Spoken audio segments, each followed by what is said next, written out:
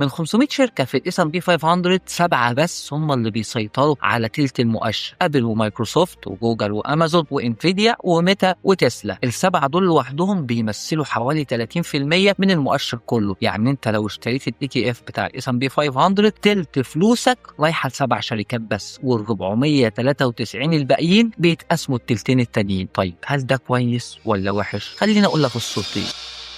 الصورة الأولى إن دي ميزة، ال7 شركات دول هم أقوى 7 شركات في تاريخ البشرية، وإيراداتهم بالمليارات، وأرباحهم ضخمة، وبيتحكموا في التكنولوجيا والذكاء الاصطناعي والإعلانات وكمان التجارة الإلكترونية. يعني لما المؤشر بيديهم وزن أكبر هو بيعكس الواقع. الشركات دي فعلا هي دلوقتي اللي بتحرك الاقتصاد، ولأنهم كانوا بينموا بسرعة أكتر من الباقي هم اللي رفعوا المؤشر لمستويات تاريخية، ولولاهم الاس ام بي 500 ما كانش عمل الأداء اللي شفناه في آخر 5 سنين ده. طب الصورة التانية ان ده خطأ. تخيل ال7 شركات دول كلهم في قطاع واحد تقريبا اللي هو التكنولوجيا. يعني لو حصلت أزمة في قطاع التكنولوجيا، تنظيمات حكومية بقى، فقاعة، تباطؤ في الاي اي، المؤشر كله هيتأثر بشكل كبير، مش لأن الاقتصاد كله في أزمة، لكن لأن ال7 شركات دول في أزمة. وده حصل قبل كده في 2022 لما أسهم التكنولوجيا نزلت بشكل قوي. وقتها الاس ام بي 500 نزل ب 20%. يعني لو انت فاكر انك متنوع في الاس ام بي 500 فانت في الحقيقه متمركز في التكنولوجيا